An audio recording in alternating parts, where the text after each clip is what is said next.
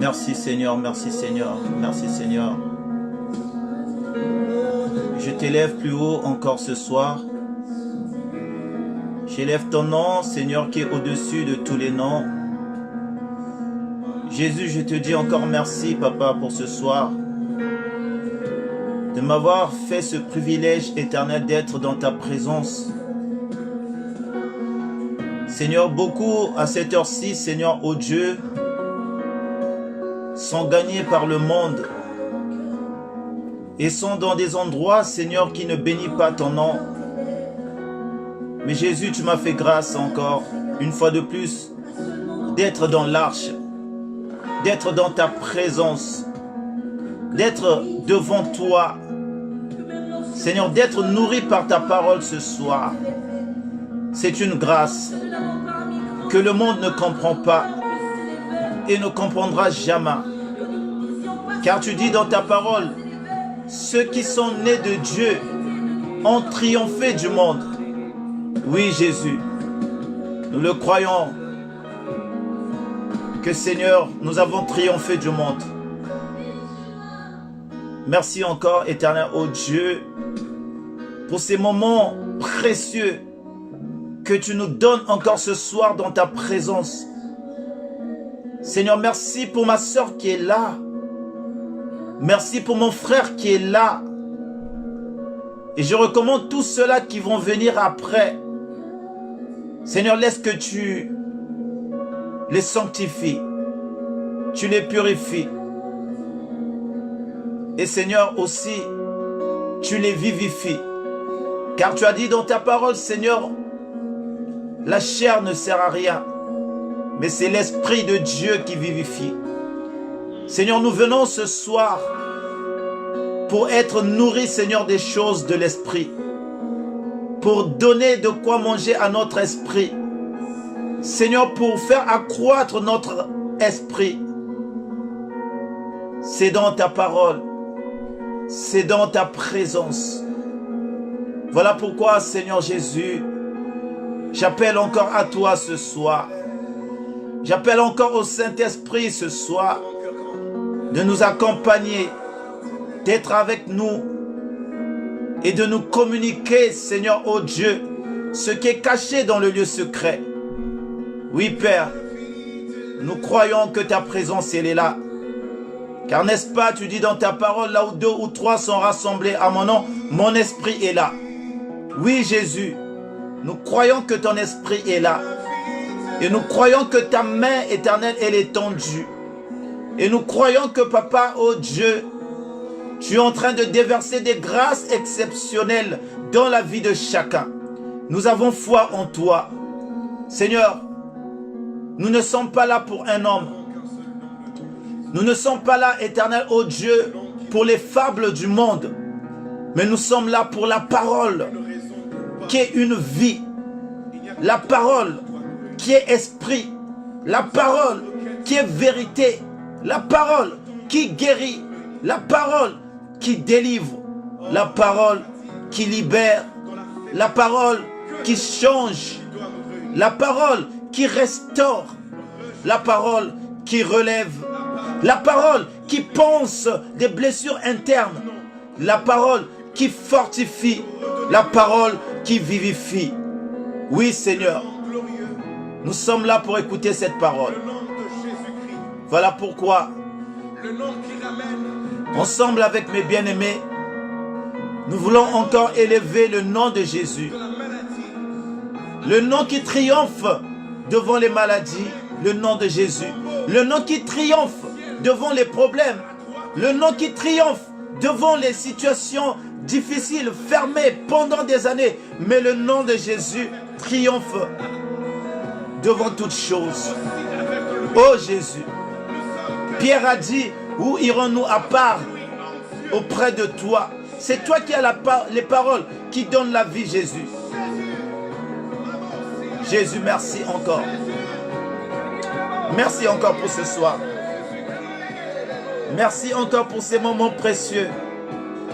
Merci encore pour ces temps que tu nous donnes dans ta présence.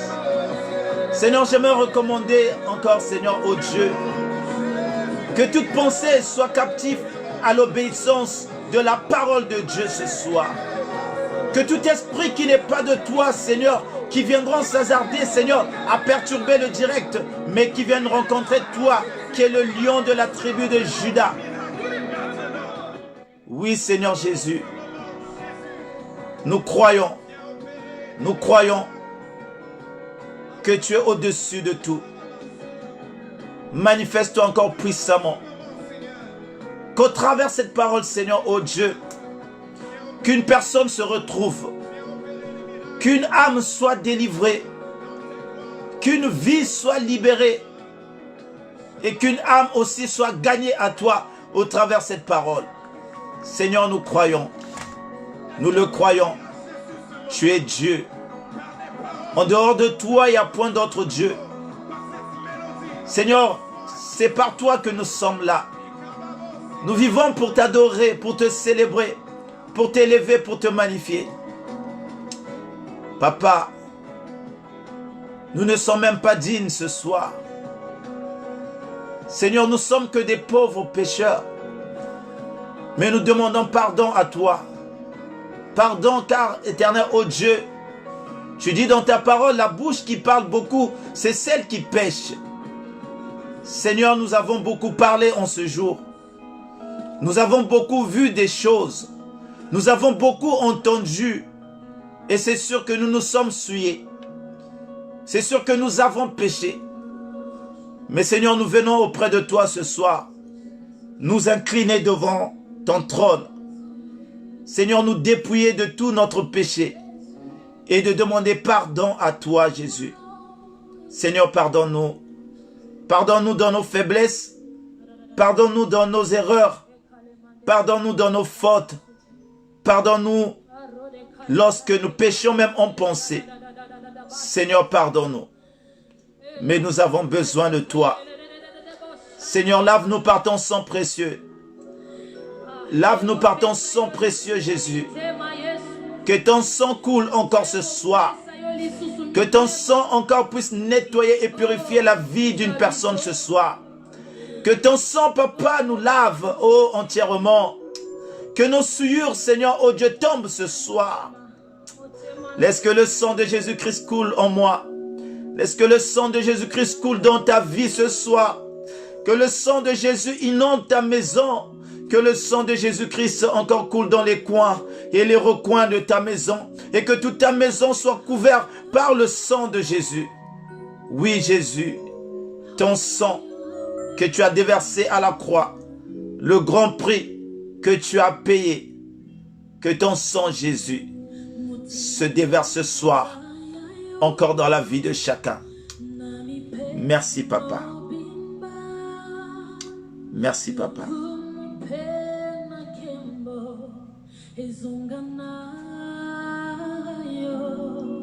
Merci, Seigneur. Oh Jésus, nous t'élevons. Oh Yibayaka Sandaka Irebosondo Yaka Baba. Merci Jésus.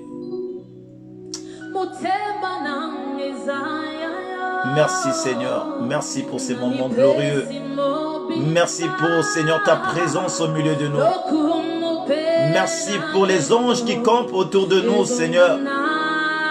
Merci pour les anges qui défilent, oh Yahvé. Merci pour ce que tu es en train d'apporter à chacun de nous. Merci Jésus. Merci Jésus. Nous t'aimons ce soir. Nous t'aimons, Papa. Oh Jésus. Nalingio, Nalingio. Tolingio, Papa.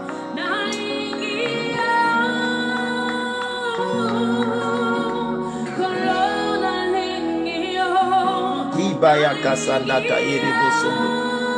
Irebosondo Yakaba Baba Baba.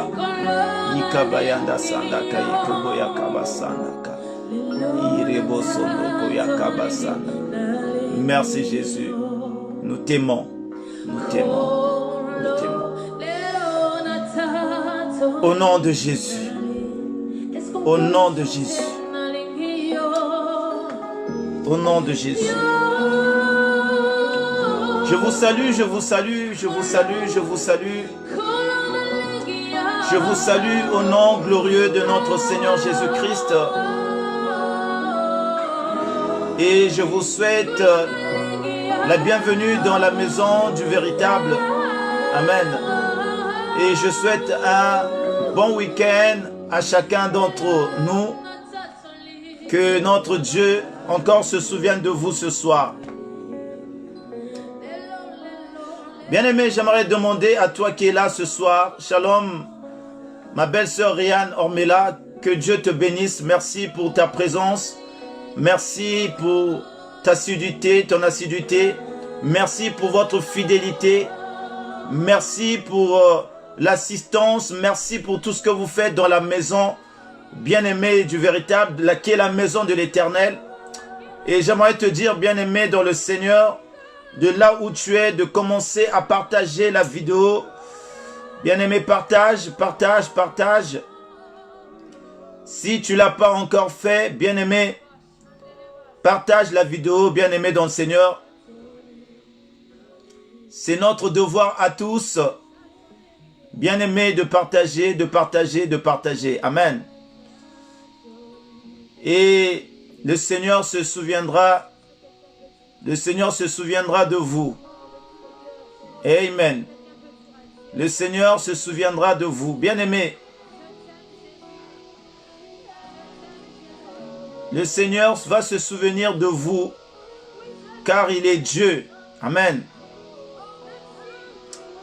Je fais pareil, je veux partager. Amen, amen, amen, amen. Oh, Dieu est bon, Dieu est bon.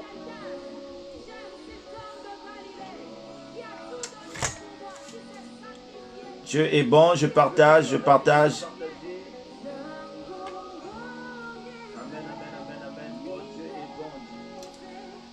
Merci, merci, merci de partager. Merci de partager.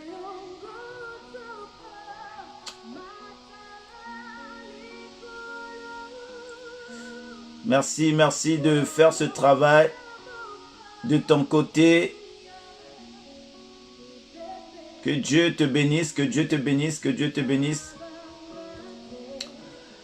Bien-aimé dans le Seigneur, j'espère que tu te portes bien par la grâce de Dieu. Amen. Et je disais tantôt tout à l'heure que Shalom Maman Rine Kweto, sois béni Maman Rine, Shalom ma soeur Valérie Yolande Bouya, que Dieu te bénisse. Ma soeur Alida Kouassou, Maman Maria Mayo, Shalom, que Dieu te bénisse, que Dieu vous bénisse. Vous toutes qui êtes là ce soir, je suis dans la joie encore à chaque fois lorsqu'on me dit « Allons dans la maison de l'Éternel ». Alléluia. Et Shalom, évangéliste Eric, je suis dans la joie à chaque fois que je suis là pour apporter la parole de Dieu. Et bien aimé dans le Seigneur, c'est une grâce d'être là. Et c'est un privilège pour nous, bien aimés, d'être toujours dans la parole de Dieu. À l'instant où je vous parle, beaucoup sont dans les terrains, beaucoup sont dans les endroits où ça fête, ça mange, ça boit, ça danse. Mais j'aimerais te dire que c'est un privilège pour toi d'être là. Bien aimé, vous savez, les temps nous est impartis. Et bien aimé, nous sommes presque vers la fin de temps. Ceux qui ne comprennent pas ce qui se passe dans le monde, ils sont encore dans la distraction. Mais pour toi qui as compris, pour toi, bien-aimé, qui est révélé par Dieu lui-même, tu sais, bien-aimé, en quoi donner tes priorités. Et je sais que ce soir, tu as donné ta priorité à être devant la parole de Dieu que d'obéir aux choses de ce monde. Alléluia. Voilà pourquoi, bien-aimé, je t'encourage, je te félicite et je bénis encore ta vie, que le Seigneur te donne toujours ce cœur d'avoir soif des choses de Dieu. Te donne toujours ce cœur, bien-aimé, de demeurer dans la présence de Dieu. Bien-aimé, ça paye. Ça paye. La présence de Dieu t'épargne de beaucoup de choses. La présence de Dieu t'épargne des dangers. La présence de Dieu t'épargne des maladies. La présence de Dieu t'épargne des difficultés. La présence de Dieu t'épargne des souffrances. La présence de Dieu, bien-aimé, c'est une couverture. Alléluia. Bien-aimé, David a dit une chose. Lorsque nous sommes auprès de Dieu, nous sommes comme un arbre qui est planté au bord d'une rivière. Alléluia. Et cet arbre, malgré qu'il fait chaud, cet arbre n'est jamais sec. Et son feuillage est toujours vert. Pourquoi? Parce qu'il est placé, planté à côté d'une réserve d'eau. Et c'est comme nous, lorsque nous sommes à Dieu, lorsque nous sommes dans la présence de Dieu, bien-aimés, nous sommes constamment pris soin par notre Dieu. Et nos soucis, bien-aimés, deviennent les soucis de Dieu. Nos problèmes, nos situations deviennent des situations de Dieu. Alléluia. Shalom maman Émérance. Shalom maman Inès. Shalom maman Elaline Coucou. Que Dieu te bénisse. Lac Kenga. Dieu te bénisse aussi. Et nous allons sans tarder rentrer dans le vif de notre message de ce soir. Alléluia. Et nous savons, bien aimés, pour ceux qui étaient là samedi dernier quand j'ai apporté la parole, j'avais parlé d'un thème. Alléluia. J'avais parlé d'un thème sur les obstacles, bien aimés, de la croissance spirituelle. Alléluia. Dieu m'avait mis à cœur de parler sur les obstacles de la croissance spirituelle. Vous savez, beaucoup d'entre nous n'avancent pas dans la foi. Beaucoup d'entre nous, ça fait des années, bien aimés, qu'ils ont accepté Jésus-Christ comme Seigneur et Sauveur. Mais lorsqu'on voit, il n'y a pas de fruits en eux. C'est quelque part, il n'y a pas d'avancement. Il y a quelque part un blocage. Il y a quelque part une limitation. Et on peut déduire qu'il n'y a pas la croissance spirituelle. Alléluia. Et bien aimé, c'est pas en vain. Et ces choses sont dues à... Il y a des facteurs qui font que on ne puisse pas grandir spirituellement. Donc, il y a des obstacles. Et ces obstacles, bien aimés, nous les avions repartis en 3 samedi dernier. On a eu la chair, qui est notre premier obstacle. Nous avons parlé de la chair, qui était notre premier obstacle. Bien aimé, la chair, c'est ton premier obstacle. Parce que la chair, c'est d'abord toi. Alléluia. Avant de voir les autres, la chair, c'est d'abord toi. Et donc, c'est ton premier obstacle qui t'empêche de grandir spirituellement. Voilà pourquoi on avait dit, parmi les obstacles qui empêchent les enfants de Dieu à grandir, bien aimés dans la foi, il y a la chair. Amen. Il y a la chair. Beaucoup prennent du temps pour embellir leur chair. Et ils prennent moins de temps sur les choses de Dieu, les choses du royaume. Beaucoup prennent le temps, bien aimé dans le Seigneur, à bien arranger. On avait dit que même une femme peut prendre le temps à passer des heures dans le maquillage. Mais ce même temps, il ne va pas le passer en lisant la parole de Dieu. Bien aimé, aussi la chair, on avait dit dans le sens moral, c'est un état d'esprit. Alléluia. La chair, c'est un état d'esprit, c'est des convoitises, c'est des désirs. Alléluia. La chair veut toujours être orgueilleux. Amen. La chair veut qu'on puisse, bien aimé, l'élever. La chair veut qu'on puisse la regarder. En fait, c'est un état d'esprit, la chair. On avait dit le samedi dernier.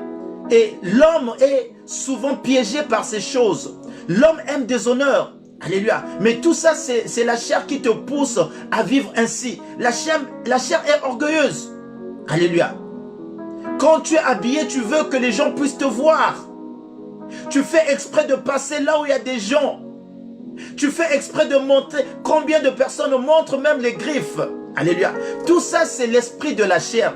Donc là, nous avons parlé de la chair dans une condition morale, dans un sens moral. Donc la chair, c'est un état d'esprit qui veut qu'on puisse être vu aux yeux des autres. Le m'as-tu vu, la convoitise, la possession, bien-aimé, tout ça, c'est la chair. Et ça nous empêche de grandir spirituellement. Parce qu'une personne qui pense que à sa vie, au moi. Bien-aimé, cette personne ne peut pas penser aux choses de Dieu, impossible.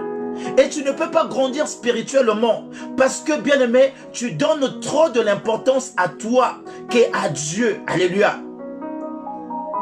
Et donc, nous avons parlé un peu des obstacles dans ce sens. Alléluia. Et ce soir, parmi les obstacles, il y avait la chair, il y avait aussi le monde. Et on n'avait pas touché du côté du monde. Samedi dernier, on avait plus parlé de la chair. Pourquoi? Parce que la chair, bien-aimée dans le Seigneur, c'est l'obstacle le plus fréquent que connaissent les enfants de Dieu. Alléluia. La chair, c'est notre premier ennemi. Voilà pourquoi samedi dernier, on avait pris du temps à parler de la chair et à crucifier la chair. En terminaison, en conclusion, nous avions dit qu'il faut crucifier la chair. Alléluia. Qu'il fallait crucifier sa chair pour accéder aux choses d'en haut. Amen. Et ce soir, bien-aimés, nous allons voir dans une autre dimension les obstacles des enfants de Dieu. Il y a le monde. On avait cité en deuxième position le monde, qui est notre obstacle. Et en dernier, on a cité l'ennemi. Quand on parle de l'ennemi, on voit Satan, on voit le diable, on voit Lucifer et toute cette bande. On voit les sorciers, on voit les magiciens, on voit les francs-maçons, on voit les marabouts. Et tout ça, on les appelle les ennemis de l'Éternel. Donc, ils sont contre la croissance spirituelle des enfants de Dieu. Amen. Et ce soir, bien-aimés, nous allons parler du monde. Amen. Le monde qui est notre, sois béni, pasteur Patrick. Sois béni, mon bien-aimé, ça fait plaisir de te voir là. Mon pasteur Patrick, que Dieu te bénisse de ce que vous soutenez vos frères lorsqu'ils sont en train de parler de la part du Seigneur. Ça nous encourage et des petits j'aime, des petits, ça nous encourage pour que nous avançons dans l'esprit du Seigneur. Alors ce soir, ma soeur, j'aimerais qu'on parle du monde. Alléluia. Qu'on parle du monde. Le monde qui t'empêche de grandir dans la foi. Le monde qui t'empêche d'accéder aux choses spirituelles. Le monde qui t'aveugle sur tes destinées. Le monde qui, bien-aimé, t'entoure et te rend faible dans ta vie spirituelle. Le monde est un facteur, bien-aimé dans le Seigneur, qui est là pour étouffer les enfants de Dieu. Et c'est quoi le monde? Par définition, j'ai vu que le monde, c'est l'ensemble de tout ce qui existe. Alléluia. Ça, c'est la définition du monde. Le monde, c'est l'ensemble de tout ce qui existe. Et tout ce qui existe est appelé monde. Alléluia. Et nous faisons partie, nous sommes dans ce monde. Mais Jésus dit que nous vivons dans le monde, mais nous ne sommes pas du monde. Et bien aimé, ce monde, tout ce qui existe, nous voyons ce qui existe. Les villes, les grandes villes, tout ce qui existe, les boîtes de nuit, tout ce qui existe, les bars, tout ce qui existe, bien aimé, tout ce qui existe, c'est ce qu'on appelle monde. Alléluia. Et toutes ces choses, bien aimé, ils sont là et attirent les yeux, attirent notre regard. Et la chair, bien aimé, est souvent poussée par ses convoitises. Amen. Voilà pourquoi, bien-aimé, en tant qu'enfant de Dieu, il y a des choses que tu dois faire attention si tu veux grandir dans la foi. La Bible dit que Jésus a crucifié le monde. Alléluia. Et ceux qui sont de Dieu ont vaincu le monde. La Bible dit cela. Et il faut que tu puisses vaincre le monde pour, bien-aimé dans le Seigneur, vivre la vie chrétienne ou spirituelle. Si tu n'as pas encore vaincu le monde va t'engloutir, le monde va t'attirer. Donc, le monde, c'est tout ce qui existe autour de nous, dans le sens physique. Mais dans le sens moral, le monde est aussi un état d'esprit. Le monde est un état d'esprit. Alléluia. Et bien aimé dans le Seigneur, nous avons vu dans le livre de 1 Jean, chapitre 2, alléluia, nous allons lire 1 Jean chapitre 2.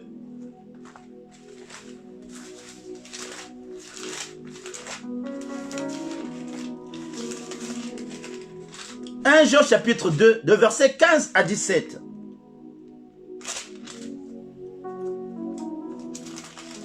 Tu peux écrire avec moi, je te prie, 1 Jean chapitre 2, le verset 15 à 17. Que nous dit la Bible? La Bible dit, n'aimez point le monde, ni les choses qui sont dans le monde. Alléluia. N'aimez point le monde, ni les choses qui sont dans le monde. Si quelqu'un aime le monde, l'amour du Père n'est point en lui. Car tout ce qui est dans le monde, la convoitise de la chair, la convoitise des yeux et l'orgueil de la vie ne vient pas du Père, mais vient du monde. Alléluia. La Bible est claire. L'apôtre Jean est clair. Il dit, n'aimez pas le monde. Si quelqu'un aime le monde, l'amour de Dieu ne peut pas être en toi. Alléluia. Ce qui est dans le monde, c'est la convoitise de la chair, la convoitise des yeux, l'orgueil de la vie. Alléluia.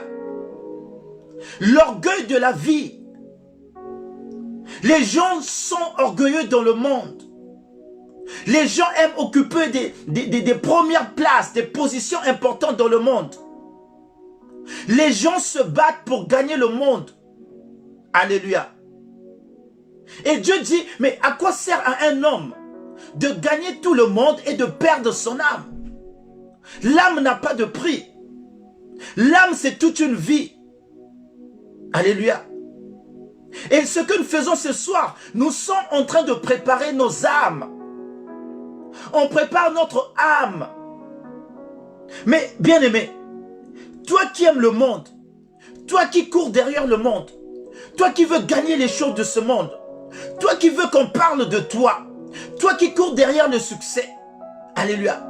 Même les serviteurs de Dieu sont, bien aimés, pris par ce piège du monde, à avoir du succès. Alléluia.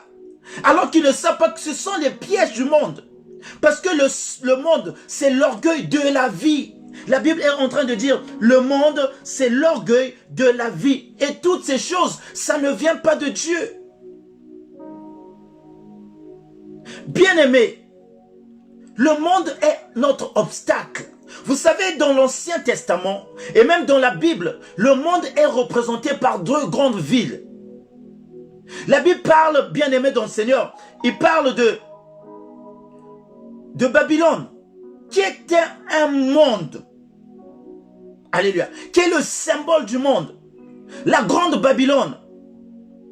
Et c'est ce que dans Apocalypse, la Bible dit que la grande Babylone, elle est tombée, parce que le monde tombera. La Bible dit que le monde passera, et ses convoitises. Et donc Dieu représente Babylone comme le monde, alléluia. Et à chaque fois, quand dans la Bible, on a parlé du monde, on a vu l'Égypte et on a vu Babylone. Ces deux grandes civilisations, ces deux grands royaumes représentaient le monde vis-à-vis aux enfants de Dieu. Alléluia. Et aujourd'hui, beaucoup cèdent au monde. Beaucoup cèdent au monde. Beaucoup cèdent aux convoitises. Enfants de Dieu, on cède beaucoup au monde. Alléluia. Et chaque monde avait son représentant. Égypte était représentée par Pharaon. Donc c'est lui qui contrôlait le monde. Le système de l'Égypte, c'était contrôlé par Pharaon. Et aujourd'hui, quand on parle de Babylone, c'était un système dans le monde qui était contrôlé par Nebuchadnezzar, qui était roi bien-aimé de l'empire babylonien. Alléluia. Et bien-aimé, c'est à l'image du monde d'aujourd'hui. Vous savez, Babylone, ça vient du nom Babel, tour de Babel. Nous connaissons l'histoire. Dans la Bible, bien-aimé, dans le livre de Genèse chapitre 11, la Bible est en train de dire, il fut arrivé un moment où les hommes ont décidé de bâtir, alléluia, une tour qui allait arriver jusqu'au ciel pour toucher Dieu. Les hommes étaient unanimes. Et les hommes bâtissaient, construisaient une grande ville fortifiée qu'on appelait Babel. Alléluia. Et bien aimé, et Babylone vient de Babel. Alléluia. Et ça représentait le monde. Donc le monde veut concurrencer la création de Dieu. Ils voulaient, bien aimé, défier Dieu dans leur construction parce qu'ils avaient résolu construire une tour qui allait atteindre le sommet, le ciel. Et nous voyons aujourd'hui, qu'est-ce qui fascine aujourd'hui les grandes villes? C'est les gratte-ciel. Regardez dans des grandes villes comme New York, comme Japon, comme Paris, les grandes villes sont constituées des gratte-ciel. Donc, les villes qui ont tendance, des maisons qui ont tendance à toucher le ciel. C'est le même esprit qui était à Babel. Alléluia. Le même esprit de la tour de Babel, c'est le même esprit que le monde aujourd'hui a opté. Bien aimé, voilà pourquoi Dieu dit, n'aimez pas le monde. Toutes ces choses sont faites pour fasciner les yeux et fasciner la chair. Quand l'homme voit ces choses, il accorde l'importance à l'homme au lieu d'accorder l'importance à Dieu. Il commence à dire, donc l'homme est fort. Comment il peut construire ça? Comment les métros marchent? Comment les robots? Donc les gens glorifient la technologie. C'est pas mauvais en soi. Non, ne déformez pas la parole de bien-aimé Stevie ce soir. C'est pas mauvais. La technologie, c'est pas mauvais. Les maisons, non, les grandes villes. Mais ce qui est mauvais, c'est quand l'homme vénère ces choses, donne plus de considération, donne plus d'importance à ces choses qu'au Créateur. L'homme oublie que même l'intelligence qu'ils ont pour construire, l'intelligence qu'ils ont pour créer des choses, même Internet, l'intelligence, c'est Dieu qui est à l'origine de toute intelligence, parce que tout a été fait par Dieu et tout existe par Dieu. Mais c'est ce que l'homme oublie. Mais j'aimerais dire, derrière toutes ces choses, c'est le diable qui se cache pour, bien aimer, aveugler les enfants de Dieu, pour aveugler les hommes. Voilà pourquoi Dieu dit, n'aimez pas le monde. Mais le monde en soi n'est pas mauvais. Le monde en soi n'est pas mauvais parce que le monde, c'est Dieu qui l'a créé. Satan n'a rien créé. Le diable n'a rien créé. Mais c'est Dieu lui-même qui a créé le monde. Et c'est lui-même qui vous dit, n'aimez pas ce monde. Écoutez, vous savez, je peux avoir un enfant, ou bien même dans le temps, je savais, vous savez, ma mère, quand j'étais jeune, ou soit quand je grandissais, je pouvais aimer une copine.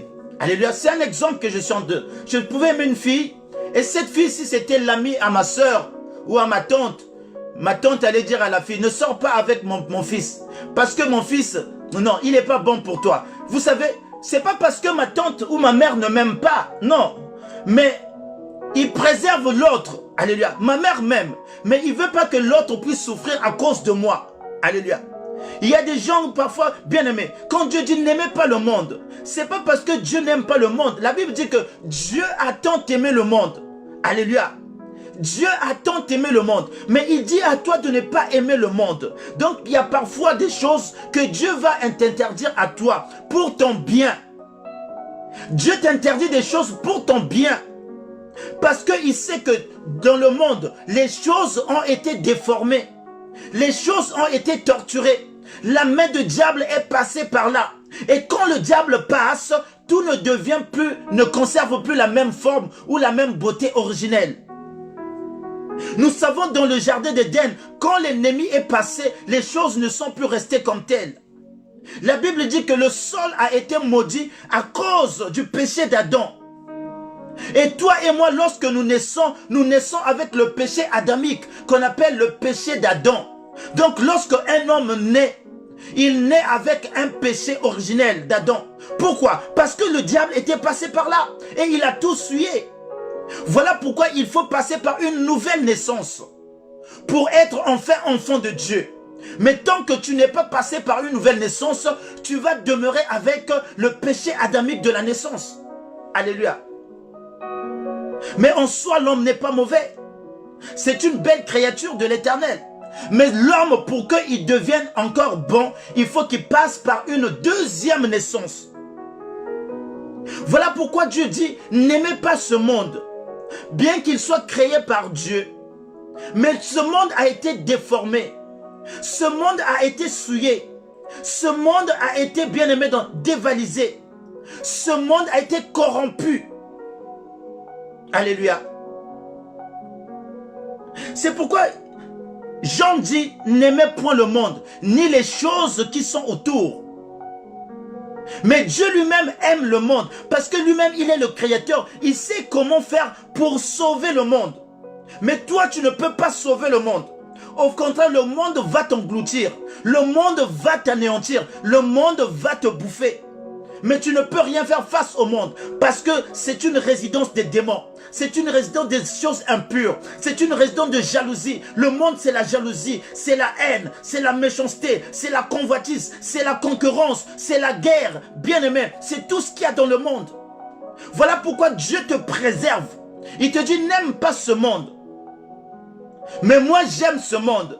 J'ai donné Jésus pour que celui qui va croire en Jésus, qu'il soit sauvé de ce monde.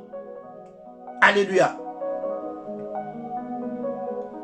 Alléluia. Ma mère peut te dire, non, ne prends pas le frère Stevie. Le frère Stevie, non, je ne veux pas que tu sors avec elle. Moi, je peux aller dire à maman, pourquoi tu as dit cette copine-là? Ma mère peut dire non, parce que je sais de quoi je parle. Alléluia. Dieu connaît mieux le monde. Voilà pourquoi il t'interdit. Mais aujourd'hui, bien-aimé dans le Seigneur, les gens veulent, bien-aimé, participer à tout ce qui est mondain, tout ce qui est mode. Aujourd'hui, les gens préfèrent aller fêter dans des terrains, dans des jeux, que même passer du temps avec Dieu. Dites-moi combien de temps ces personnes passent dans la présence de Dieu, que vous rencontrez partout. Dès qu'on a déconfiné, les gens sont fascinés par le monde. Dès qu'on a déconfiné, regardez les gens, comment ils sont chaque samedi. Dehors. C'est comme si c'était des chiens qui étaient attachés et qu'on a laissé au bout de quelques temps. Donc tous les samedis, il faut voir. Bien aimé, tout ça c'est l'esprit du monde. Tout ça c'est les pièges de l'ennemi.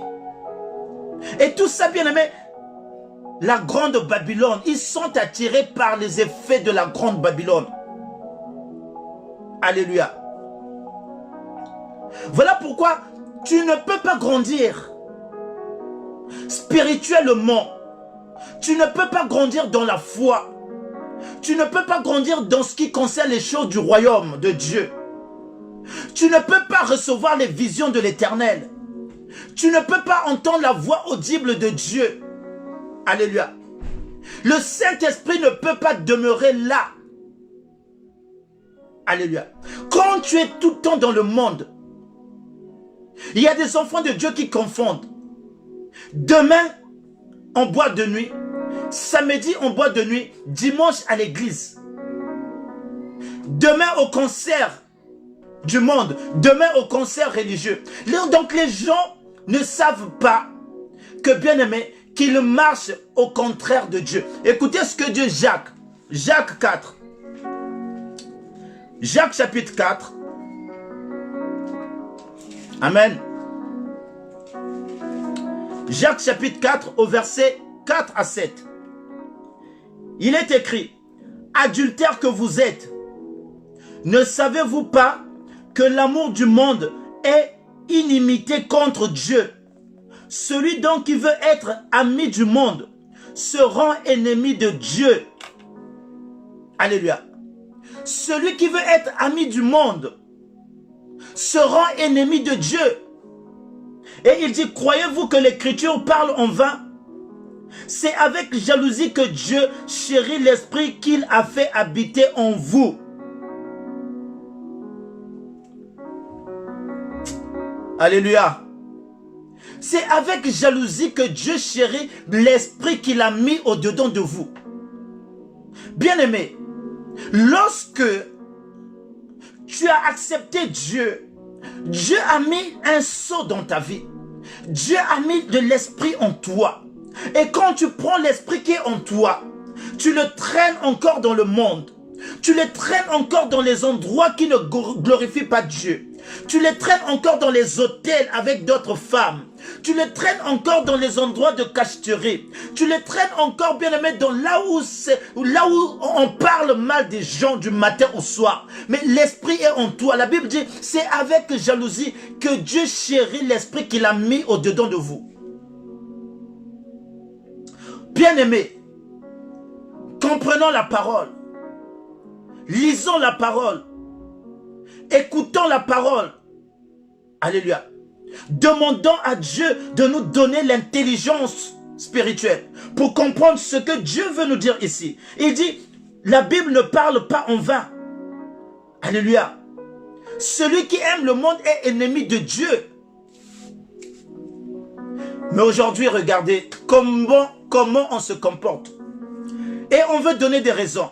Donc là, parce qu'on t'a dit que tu pries, tu ne peux plus faire ça. Les gens sont dans les concessions. Parce que tu pries, donc tu ne peux plus boire. Qui t'a dit ça? C'est écrit où? Parce que tu ne peux plus faire ceci. Tu ne peux plus aller danser. Qui t'a... Bien aimé, nous sommes là pour apporter ce qui est écrit dans la parole. Après tes explications, c'est toi et ton Dieu. Alléluia. C'est à prendre ou à laisser. La Bible dit une chose. Allez, prêchez la bonne nouvelle. Celui qui croira et qui sera baptisé sera sauvé. Mais celui qui ne croira pas sera condamné. Donc il y a deux conditions que Dieu donne. Il y en a de ceux qui vont croire à l'écriture. Il y en a de ceux-là qui ne vont pas, bien aimé, accepter. Mais c'est leur problème. Parce que, bien aimé, au temps de Noé, c'était pareil. Noé avertissait que le déluge n'était pas loin de s'abattre. Noé priait, Noé criait. Mais il y en avait qui le prenaient, bien aimé, pour un buveur de vin. Et ces personnes se sont retrouvées dehors. Donc aujourd'hui, quand la parole de Dieu est en train de retentir, alléluia, n'endurcissez pas vos cœurs. Ne faites pas des concessions. Quand la Bible dit une chose, ne viens pas encore expliquer. Non, parce que beaucoup de chrétiens sont dans ces pièges. Non, donc parce que tu pries, tu ne peux plus mettre les mazantomes, je sais pas. Non, on t'a dit ça. L'amour du monde, c'est l'orgueil. Ces choses en nous met de l'orgueil. Regardez, quand quelqu'un est habillé en marque, Versace, des choses comme ça, il a tendance qu'on puisse le voir. Donc il veut qu'on puisse le voir qu'il est habillé en ça. Eh bien, mais ce sont les pièges du monde. On t'a pas interdit. Mais bien aimé, sois maintenant transformé par l'intelligence du Saint-Esprit. Alléluia. Ne te conforme plus aux choses de ce monde. Ne fais plus comme tout le monde fait. Toi, tu es quelqu'un de mis à part. Toi, tu es quelqu'un d'exceptionnel. Toi, tu es de la race élue de Dieu. Tu n'es plus comme tout le monde. Alléluia. Donc, ta vie ne peut plus ressembler à la vie mondaine. Ce que font les autres, ce n'est pas pour toi. Le sucre est bon pour beaucoup, mais le sucre est interdit pour d'autres qui ont le diabète. Alléluia. Tu ne vas pas me dire parce que le sucre est bon, le diabétique il peut manger. Non, pour lui c'est pas bon. Donc toi et moi, il y a des choses que le monde trouve bon, mais qui ne sont pas bons pour nous. Tout est permis, mais tout n'est pas utile dans le monde. Alléluia. Alors ce sont ces pièges qui nous empêchent d'avancer. Ce sont ces pièges qui nous empêchent d'aller loin avec Dieu. Pourquoi? Parce qu'on fait des concessions avec Dieu. Le chrétien moderne, le chrétien d'aujourd'hui, le chrétien veut, bien aimé, n'aimez pas le monde. Alléluia. Le monde est corrompu. Le monde est souillé. Le monde ne prend pas tes problèmes et va les régler dans le monde. Non. Ils vont te donner des idées bizarres. Alléluia. Le monde n'est pas patient. Le monde veut avoir tout de suite. C'est un état d'esprit. Celui qui aime le monde, il veut avoir tout de suite. Il n'est pas patient. Il veut quand il arrive qu'il dépasse les gens en France. Qu'il ait des papiers, qu'on le voie, qu'il construit, qu'il achète des voitures. Donc le monde, c'est ça, c'est la concurrence. N'est pas patient. C'est la vie du monde. Et quand toi tu aimes cette vie, c'est après les concurrences. Oh, je bénis le Seigneur. Je bénis le Seigneur pour toi que Dieu a ouvert l'esprit. Pour toi que Dieu a changé de mentalité. Pour toi que Dieu bien-aimé a encore illuminé par la vraie lumière qui est la lumière de Jésus-Christ. Je bénis le Seigneur. Si tu as compris ces choses. Autrefois, nous aussi, nous marchions comme les païens, comme les mondains. Alléluia. À être comme tout le monde. À faire comme monsieur tout le monde. Oh, qu'est-ce qui est sorti? Moi aussi. Oh, il a ça. Moi aussi. Ah, là-bas, il a ça. Moi aussi, il faut... Bien, mais c'est l'esprit mondain. Et cet esprit ne doit pas demeurer lorsque tu as accepté Jésus-Christ comme Seigneur et Sauveur. Ta vie est devenue simple. La simplicité oblige aux enfants de Dieu. Alléluia. Voilà pourquoi Dieu dit, n'aimez pas le monde et les choses qui sont autour du monde. Et c'est souvent ça qui a fait tomber les enfants d'Israël. Quand les enfants d'Israël partaient dans un endroit et ils regardaient comment les autres vivaient, ils copiaient leur modèle de vie. Et bien aimé, les enfants d'Israël ont été réduits à néant. Combien d'enfants de Dieu aujourd'hui, ils connaissent Jésus, ils vont prier, mais bien aimé, la vie n'avance pas. Les choses n'avancent pas. Alléluia. Parce qu'ils sont dans un mélange entre la vie spirituelle et la vie mondaine. Tu ne peux pas suivre deux chemins. Tu ne peux pas servir deux maîtres à la fois. Tu vas aimer un et tu vas haïr l'autre. Il y a des gens, bien aimés, ils aiment tellement sortir que même, ils peuvent pas, le dimanche quand ils se réveillent, ils sont fatigués d'aller à l'église. Pourquoi? Parce qu'ils ont aimé le monde. Ils ont été allés dans le monde, le soir à la veille. Et le matin, ils ne peuvent pas se rendre à l'église. Donc ça veut dire que tu vas aimer un et tu vas haïr l'autre. Mais bien aimé, celui qui connaît la valeur de son Dieu, celui qui sait là où Dieu l'a pris. Voilà pourquoi, bien aimé, aujourd'hui les gens acceptent Dieu par enthousiasme. Parce que lui, il prie, moi aussi je dois prier. Non, c'est dangereux. Il faut avoir une conviction. La Bible dit, le baptême est un engagement d'une bonne conscience envers son Dieu.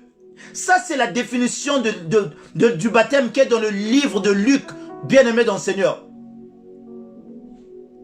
Aujourd'hui, on sert Dieu par suivisme. On va à l'église par suivisme. On prie Dieu par suivisme. Voilà pourquoi on ne fait pas la différence entre la vie mondaine et la vie de Dieu. Alléluia. Mais quand tu sais en qui tu as cru, quand tu sais le Dieu que tu pries, bien-aimé, bien-aimé, oh, je prie le Seigneur que tu changes d'avis. Je prie le Seigneur que, bien-aimé dans le Seigneur, qui te montre une autre façon de voir la vie spirituelle. Alléluia. C'est le mélange. Et aujourd'hui, on voit dans l'église le monde. Le monde a envahi l'église. Alléluia. Donc les choses du monde commencent à rentrer petit à petit dans l'église. Et facilement. Même quand vous allez voir dans les chants, les rythmes de musique, on les prend dans le monde.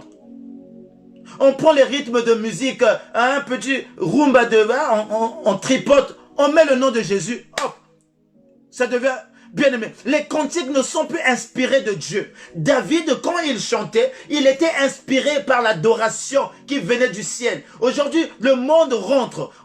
Donc, les bien-aimés, après ils vont dire, oh non, c'est les mêmes instruments. Oui, mais les mêmes instruments, mais quelle inspiration?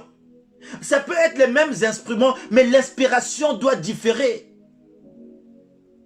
Alléluia. On peut lire la même Bible, mais bien aimé, le message n'est pas le même. Il y en a, ils vont lire la Bible pour, bien aimé, donner un message à soutirer l'argent. Il y en a, ils peuvent lire la Bible pour donner un message pour escroquer les femmes. Mais il y en a, ils vont lire la Bible pour communiquer la vie. Pour dire ainsi dit l'Éternel. Donc, bien aimé, aujourd'hui, on voit le monde qui veut s'infiltrer dans l'église. Voilà pourquoi il y a la faillite. Voilà pourquoi il y a des échecs. Voilà pourquoi il n'y a pas d'avancement. Voilà pourquoi, bien aimé dans le Seigneur, les chrétiens même pleurent. Alléluia. Les obstacles qui font qu'on ne puisse pas grandir. C'est toutes ces choses Alléluia. C'est toutes ces choses. Mais ce soir, le Seigneur te dit, sois comme Daniel. Vous savez, la Bible nous parle dans le livre de Daniel chapitre 1. Daniel, bien-aimé dans le Seigneur, avait l'esprit de Dieu. Daniel faisait partie de la famille royale, de la tribu de Juda. Et Daniel s'est trouvé à Babylone, la grande Babylone, qui symbolise le monde. Alléluia. Et quand Daniel s'est trouvé à Babylone, qu'est-ce que le monde fait? Il te donne d'abord un nom pour te contrôler ton esprit. Aujourd'hui, beaucoup ont des petits noms que le monde leur a donnés. Mais ils ne savent pas que c'est par ces petits noms que le diable vous contrôle.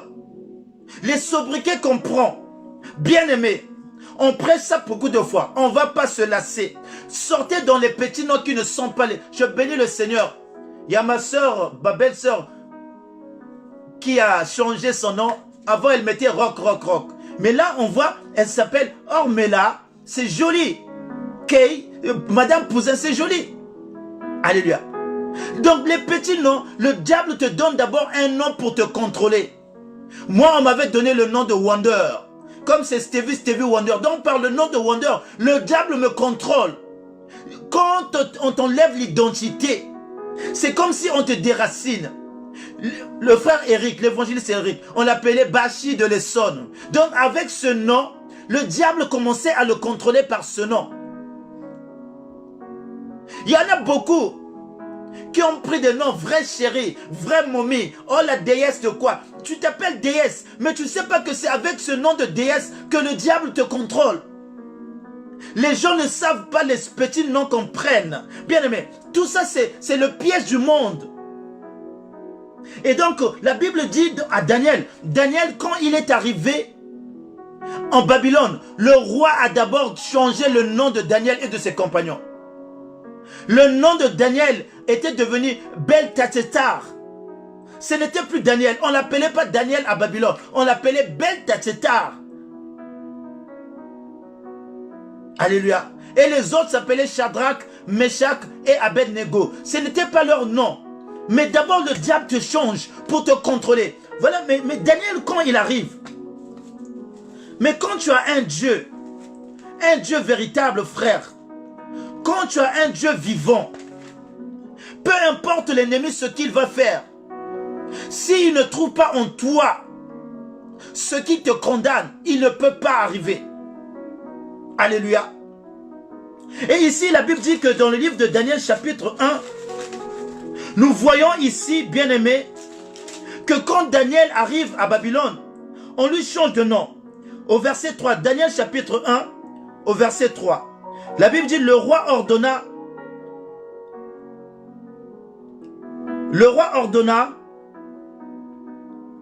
l'ordre à Ashénaz, chef de ses eunuques, de mener quelques-uns des enfants d'Israël de la race royale ou des familles nobles, des jeunes garçons sans défaut corporel, beaux de figure, doués de sagesse, d'intelligence et d'instruction, capables de se tenir dans le palais du roi, et à qui l'on enseignerait des lettres de la langue des Chaldéens.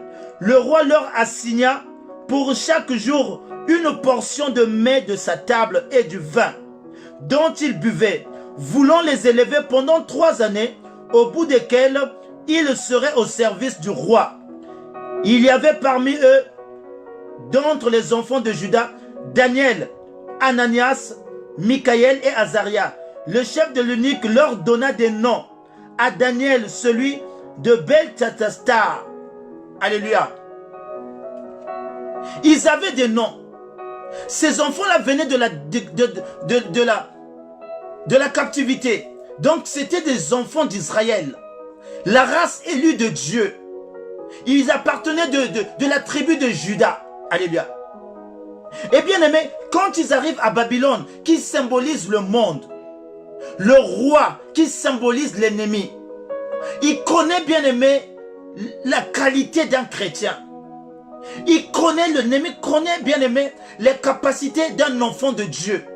Il connaît ce que Dieu a déposé en toi. Toi qui as reçu Jésus, bien-aimé, tu n'es pas n'importe qui. Alléluia. Quand tu marches, tu es escorté par des anges. Alléluia. Là où tu dors, il y a des gardes qui sont montés. La Bible dit que partout où dormait David dans la forêt, il y avait des anges qui le gardaient. David, quand il dormait dans la forêt, quand il fouillait, la Bible dit qu'il y avait des anges qui étaient autour de David. Donc la vie d'un enfant de Dieu qui marche en réalité et en vérité avec Dieu, bien aimé, c'est une vie. On ne peut pas jouer avec quelqu'un qui a Dieu en vérité. On ne peut pas jouer avec quelqu'un qui a Dieu en vérité. Alléluia. Et donc l'ennemi sait, il t'enlève d'abord ton identité. Et bien aimé, il te propose des choses à lui. Et ici la Bible dit que le roi a ordonné qu'on puisse donner à manger à ces 3 jeunes qui étaient de la famille royale. Les choses du roi, les mets du roi. Alléluia. Mais ici la Bible est en train de dire au verset 8, Daniel résolut de ne pas se souiller par les mets du roi et par le vin dont le roi buvait.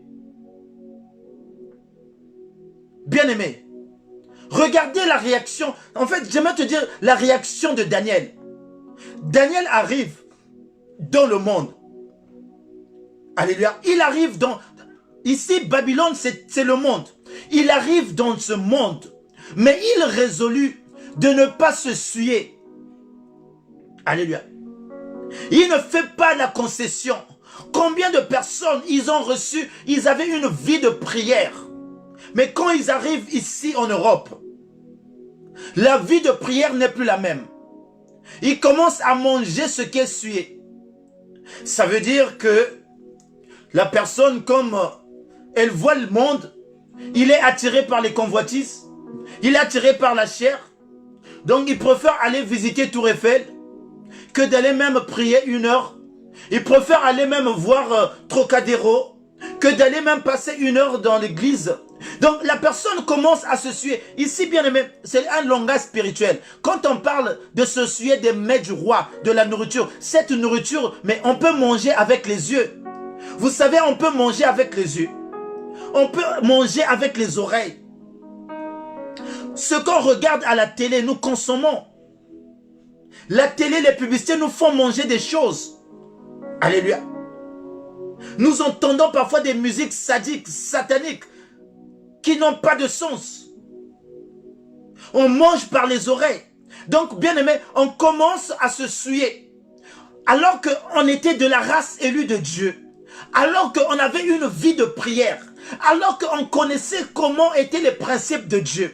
Mais on commence à se laisser faire. Pourquoi? Parce qu'on est arrivé à Babylone. Parce qu'on est arrivé à la grande Babylone, la grande ville. Parce qu'il y a le luxe. Parce qu'il y a la technologie. Parce que la grande Babylone, bien aimé, c'était une grande civilisation. Il y avait de l'or, il y avait d'argent, il y avait tout. Alléluia. Il y avait tout pour attirer. Et dans ce groupe de Daniel, il y avait d'autres jeunes qui ont accepté de souiller leur corps avec la nourriture du roi, donc la bouffe de Babylone. Mais aujourd'hui, Dieu cherche des enfants de Dieu qui vont bien aimé réagir comme Daniel, qui vont refuser certaines choses, qui vont refuser à se souiller avec les choses de ce monde, qui vont refuser. Alléluia. Daniel a dit non. Il a mis Dieu à l'épreuve. Il savait que, bien aimé, Dieu ne pouvait pas l'abandonner. Il y avait ces 3 compagnons, Shadrach, Meshach et Abednego. Ils ont refusé d'adorer la statuette de Nebuchadnezzar. Alléluia. Ils voulaient adorer la statuette. Ils ont ordonné d'adorer. Ils ont dit, on ne peut pas adorer ça parce que je suis enfant de Dieu. Mais aujourd'hui, les enfants de Dieu adorent ce qu'ils ne connaissent pas. Alléluia. Dieu ne parle pas en vain. Les obstacles de la croissance spirituelle. Nous ne grandissons pas parce que nous cédons facilement au monde. Parce que la grande Babylone nous attire. Alléluia. Tu deviens esclave de la mode. Tu deviens... Donc chaque fête qu'on t'invite, il faut que tu changes de veste. C'est le monde. Ah là-bas, non, j'avais mis ce tailleur-là. On va plus me voir avec le même tailleur. Donc tu commences à céder au monde. Alléluia. Tout ça, c'est Babylone. Pourquoi? Parce qu'à Babylone, tu as la facilité d'acheter, tu as la facilité de gagner, tu as la facilité de trouver. Alléluia. Pourquoi? Parce qu'à Babylone, il y a du travail. Mais ce travail t'empêche. C'est un piège. Alléluia. Il te donne l'argent, mais tu rends à César ce qui est à César. Tu vas rendre à César, tu es en train de rendre à César. Regardez quand vous touchez l'argent de salaire. Vous rendez à César ce qui est à César. Comme c'est l'argent du César, ça vous emmène partout. Allez acheter. Donc le monde vous court. Vous êtes en train de rendre, vous ne savez pas. Ce sont les pièges de l'ennemi. Jusqu'à ce que ça finisse, tu vas encore chercher à travailler. Alors que tu ne passes plus le temps avec Dieu. Amen. Tu ne passes plus le temps avec Dieu. C'est l'objectif. Mais, bien-aimé, le monde t'empêche. Le monde t'empêche. Tu ne sens le savoir. Et c'est un système. C'est un système. Quand tu rentres dans ce système, tu ne peux pas savoir que tu es dans un système. Et ce système, c'est comme, vous savez, le diable, il vient comme le serpent. Le serpent séduit. Le serpent te séduit avec des belles paroles. Il a séduit Ève. Oh, tu sais, tu peux manger l'arbre, c'est rien. Ah bon, Dieu, oh non. Alors que quand il te séduit, et derrière, il est comme un scorpion. Il a la queue. Et avec sa queue, il te mord. Donc, c'est pourquoi Dieu dit, marchez sur les scorpions et les serpents. Les serpents et le diable. Donc, il vient par la séduction, il est serpent, il est bien. Mais quand, bien aimé, il veut te mordre, il devient scorpion. Alléluia. Et donc, quand tu es dans ce système, tu ne sais plus. Tu ne sais plus que tu es en train de t'enfoncer et ta vie spirituelle prend un coup. Alléluia. Ta vie spirituelle prend un coup. Et tu acceptes toi-même parfois deux travails. Parce que tu veux satisfaire les désirs du monde. Tu acceptes 3 boulots. Parce que tu n'as plus le temps de prier. Et quand tu arrives, tu es cassé. Tu ne dis même plus merci à Dieu. Tu commences à faire les prières de 2 minutes. Merci Seigneur pour la journée. Parce que tu as accepté, tu cours derrière des choses de ce monde. Tu ne donnes plus la place à Dieu. Tu commences à servir maman. Alléluia. Et Dieu dit, voilà les pièges qui sont dans le monde. Mais la Bible dit, sortez. Alléluia. Sortez. Fuyez. Alléluia. Sortez d'elle. C'est Dieu qui dit ça ce soir. Ésaïe 48. Ésaïe 48.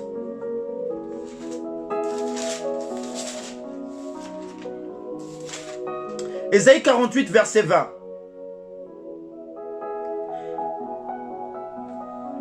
La Bible dit, Ésaïe 48, verset 20. Sortez de Babylone, fuyez du milieu des Chaldéens. Sortez de Babylone. Donc, Babylone représente le monde. Sortez de Babylone, sortez du monde. Fuyez de cela. Jérémie aussi le répète. Alléluia. Jérémie 50 au verset 8. Dieu à chaque fois, il dit aux enfants d'Israël de sortir. Jérémie chapitre 50 au verset 8. Ésaïe a dit sortez de Babylone. Jérémie 50 dit aussi au verset 8. Fuyez de Babylone. Sortez du pays des Chaldéens. Jérémie aussi dit fuyez de Babylone. Bien-aimé, Et dans le Nouveau Testament, Dieu vient dire, n'aimez pas le monde. Parce qu'il sait. Alléluia. Bien-aimé, Apocalypse, chapitre 18. Je vous donne ces versets, c'est pour voir combien de fois Dieu interpelle ses enfants de fuir, de sortir de Babylone. Et dans Apocalypse 18, au verset 4, bien-aimé, je lis à partir du premier verset. Après cela, je vis descendre du ciel un autre ange qui avait une grande autorité, et la terre fut éclairée de sa gloire. Il cria d'une voix forte, disant, elle est tombée, Babylone, la grande. Elle est devenue une habitation de démons, un repère de tout esprit impur, un repère de tout oiseau impur et odieux, parce que toutes ces nations ont bu du vin de la fureur de sa débauche, que les rois de la terre se sont livrés avec elle à la débauche, et que les marchands de la terre se sont enrichis par la puissance de son luxe. Et j'ai entendu du ciel une voix qui disait, sortez du milieu d'elle, mon peuple, afin que vous ne participiez point à ses péchés, et que vous n'ayez point part à ses fléaux. Alléluia. Dieu est en train de dire,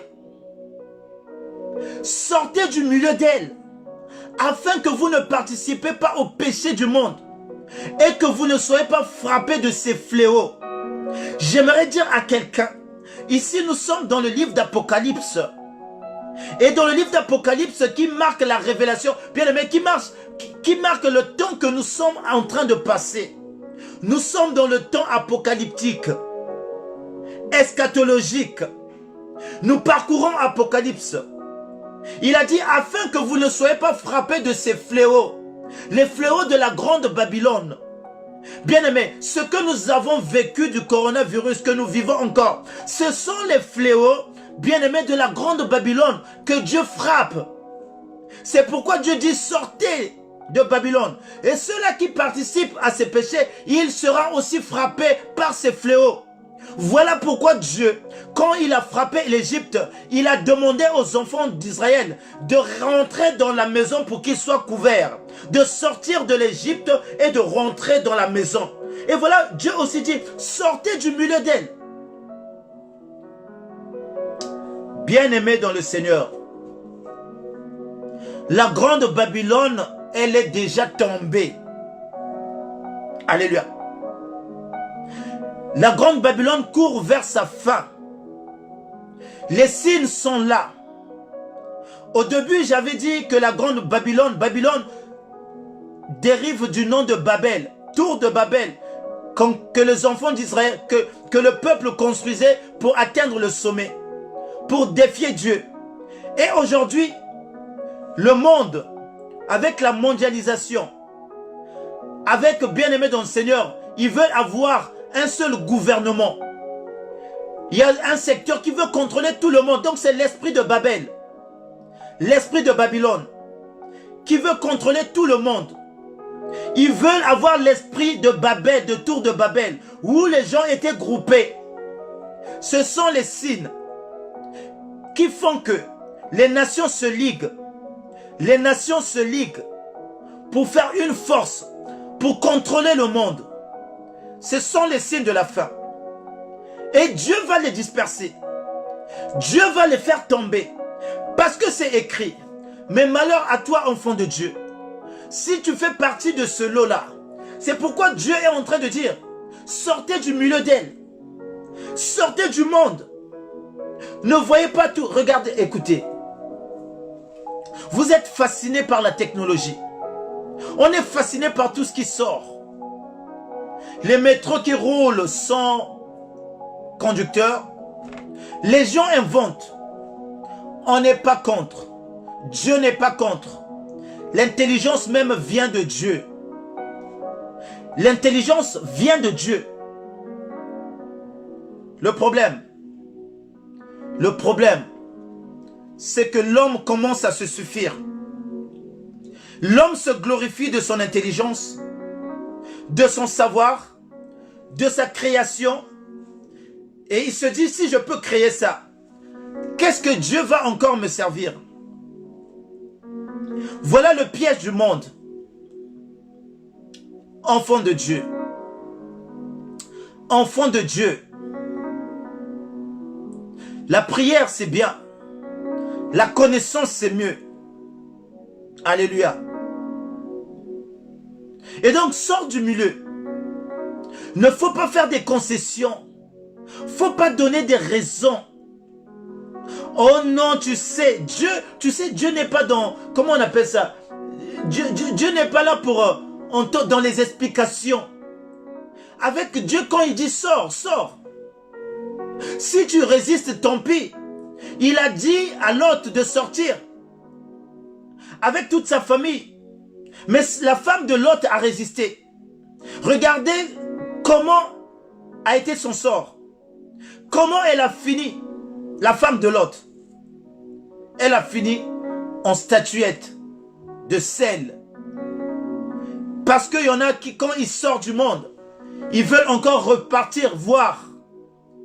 Quand ils sortent du monde, ils veulent encore, ils sortent avec hésitation. Ah, quand vous voyez quelqu'un, malgré qu'il a donné sa vie à Jésus, à chaque fois il dit, ah, moi quand j'étais, cette fille-là, j'allais la prendre depuis. Quand moi j'étais, et là, il ne pouvait pas blaguer. C'est une personne qui a toujours les regrets. Donc, la personne n'est pas sortie totalement du... Il a encore un peu de regrets. Il a encore envie d'aller. Alléluia. Mais quand tu sors, sors une fois pour toutes. Quand tu sors du monde, je ne suis plus là-bas, oh. Il y a longtemps que j'ai déménagé. Je ne suis plus là-bas, oh. Alléluia. Il dit, ne me cherchez plus là-bas, oh. J'ai déjà déménagé. Donc tu as changé. Mais quand tu ne changes pas, ce qui va arriver au mondain va t'arriver. Va t'arriver. Quand tu es toujours dans l'adultère, ça va t'arriver. Quand tu es toujours dans les mensonges du monde, les choses de ce monde vont t'arriver. Alléluia. Quand tu es toujours, alléluia, dans l'impudicité, les choses de ce monde vont t'arriver. C'est pourquoi Dieu dit, sortez du milieu d'elle. Parce que Babylone sera frappée des fléaux. Et les fléaux n'ont pas encore fini. Il y en aura des fléaux. Mais la bonne assurance, c'est que Dieu est en train de dire, ceux-là qui seront de Dieu, qui seront marqués, ils ne seront pas atteints de ces fléaux. Alléluia. Bien-aimés dans le Seigneur, nous avons parlé du monde, des obstacles qui nous empêchent à la croissance spirituelle. Le monde qui nous empêche. Mais derrière tout ça, j'aimerais dire à quelqu'un, c'est l'ennemi qui se cache. Derrière toutes ces choses, c'est l'action du diable qui est là. Parce qu'il sait qu'il a peu de temps. Alléluia. Et bien aimé, si nous parlons de lui, pour terminer, parce que nous avons dit qu'il y avait 3 sortes d'obstacles qui empêchent la croissance spirituelle des enfants de Dieu. En premier, on avait dit la chair, notre propre chair. En deuxièmement, nous avons parlé du monde qui nous empêche, ces convoitises, ces délires, ces ambiances, à Ibiza, quand on voyait les gens qui dansent à Ibiza, du matin au soir, qui font la fête, tout ça c'est le monde. Alléluia. Et là-bas c'est la drogue, c'est le sexe, c'est l'alcool. Donc tout ça c'est le monde. Et c'est toutes ces choses, c'est le diable qui est caché derrière. Il est caché derrière ça pour nous empêcher de ne pas voir la gloire qui est cachée en Jésus-Christ. Alléluia. Alors nous parlons de l'ennemi, qui est notre troisième obstacle. L'ennemi qui est encore appelé diable. L'ennemi qui est encore appelé Satan. L'ennemi qui est encore appelé Lucifer. Et l'ennemi a ses adeptes. Il a des sorciers. Il a des occultismes. Il a des francs-maçons, des marabouts. Il utilise des personnes. Il a ses représentants sur la terre. Alléluia. Le diable aussi est esprit. Comme Dieu est esprit. Mais lui aussi, il a des représentants sur la terre qu'il utilise pour t'empêcher, bien-aimé, de croître dans la spiritualité.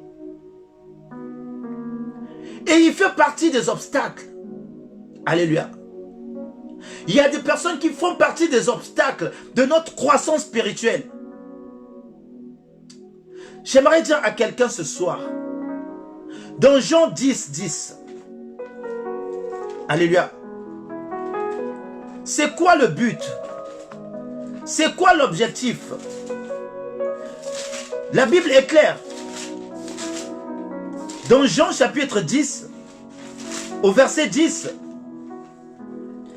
la Bible dit que le voleur ne vient que pour dérober, égorger et détruire.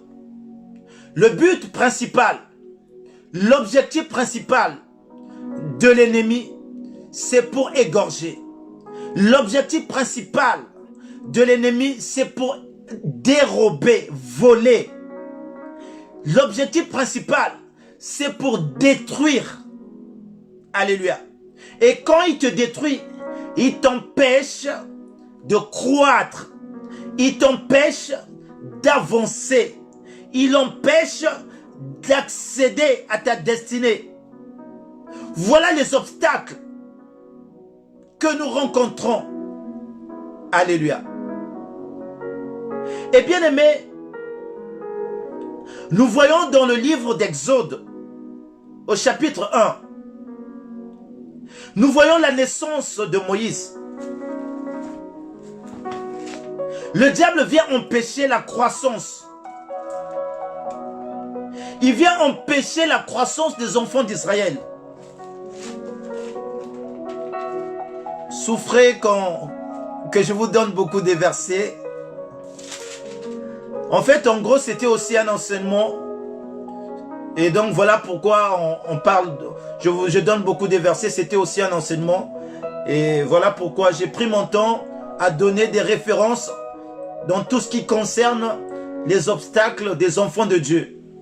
Et là, bien aimé, nous voyons qu'ici, dans le livre de Exode, chapitre 1, au verset 8, la Bible dit, il s'éleva sur Égypte un nouveau roi qui n'avait point connu Joseph. Il dit à son peuple, voilà les enfants d'Israël qui forment un peuple plus nombreux et plus puissant que nous. Allons, montrons-nous habiles à son égard, empêchons qu'il ne s'accroisse. Alléluia. Empêchons qu'il ne s'accroisse.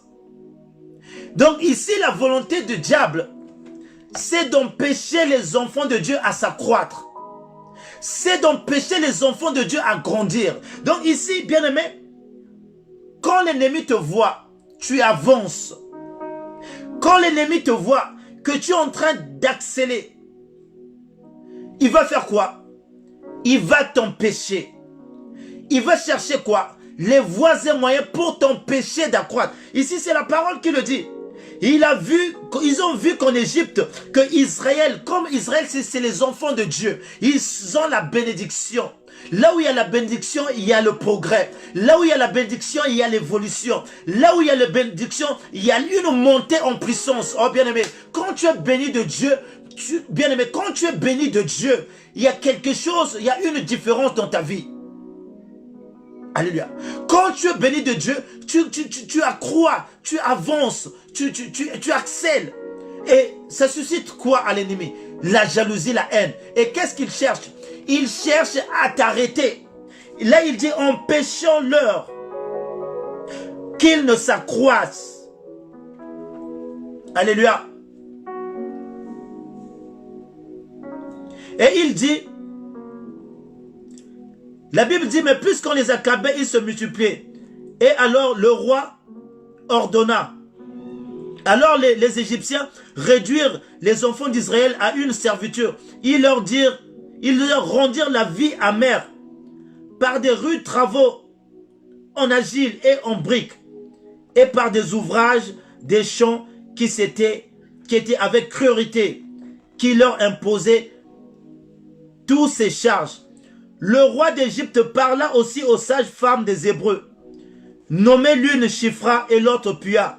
Il leur dit, quand vous accoucherez les femmes hébreux et que vous les verrez sur les sièges, si c'est un garçon, faites-le mourir. Si c'est une fille, laissez-la vivre. Alléluia. Le roi ne s'arrête pas là. Pharaon, bien-aimé, qui est le représentant du diable. Pharaon, c'est le représentant de l'ennemi. Alléluia. Pharaon demande qu'on puisse tuer les enfants garçons des bien-aimés des Hébreux. Mais le fils, qu'est-ce qui représente le fils? Bien-aimé, c'est spirituel. C'est spirituel. La Bible dit, celui qui a le fils en lui a la vie. Alléluia. Et ici, le roi Pharaon, qui représente le diable, l'ennemi, il demande de tuer tous les fils. Amen. Ça veut dire qu'il voulait simplement ôter la vie. Il voulait simplement, bien aimé, stopper la croissance. Alléluia. Et c'est la même chose. Quand il y a Jésus qui naît, Hérode, il demande aux mages qui étaient allés visiter Jésus. Il a dit, quand vous allez retrouver l'enfant, revenez ici, donnez-moi aussi l'adresse que j'aille adorer l'enfant. La Bible dit que alors que Hérode avait résolu de tuer Jésus dès la naissance, donc Hérode aussi voulait tuer le fils. Parce qu'il sait que dans le fils, il y a la vie. Voilà ce qui fait obstacle. Le diable est là. L'ennemi nous fait obstacle. Il veut tuer le fils qui est en toi. Lorsque nous recevons la parole de Dieu, nous recevons le fils en nous. Jésus-Christ est la parole qui s'est faite chair. Et il vient, bien-aimé, tuer le fils qui est en nous. Quand ton fils est mort, il n'y aura plus de vie en toi. Alléluia.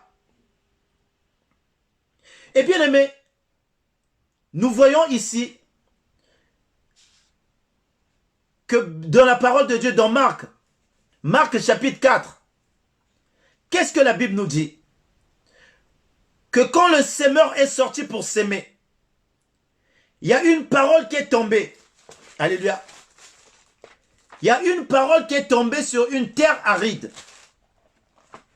Et il y a une parole qui est tombée sur une terre, sur des pierres. Le diable est venu et a volé cette parole. Alléluia. Bien-aimé. Alléluia. Marc chapitre 4, verset 15. Le semeur sème la parole. Les uns sont le long du chemin où la parole est sémée. Quand ils ont entendu, aussitôt Satan vient et enlève la parole qui a été sémée en eux. Alléluia. Bien-aimé, l'ennemi est là. Voilà pourquoi il faut prier pour la parole que vous écoutez. Avant la parole de Dieu, avant d'écouter la parole, il faut prier pour cette parole. Parce que quand tu n'es pas affermi, quand tu n'as pas prié pour cette parole, la Bible dit que l'ennemi Satan vient et enlève cette parole. Voilà pourquoi beaucoup entendent la parole de Dieu. Beaucoup vont à l'église pour écouter la parole. Mais comme ils sont dans la distraction, l'ennemi, qu'est-ce qu'il vient? Il prend cette parole et il le vole, il enlève. Tu deviens vide. Ça veut dire que lorsque tu n'as pas la parole, le Fils n'est pas en toi. Et quand le Fils n'est pas en toi, tu ne peux pas grandir spirituellement quand tu n'as pas la parole de Dieu. C'est la parole qui fait grandir. C'est la parole qui donne la connaissance. Mais si l'ennemi vient et il vole cette parole qui a été sémée dans ton cœur, alléluia,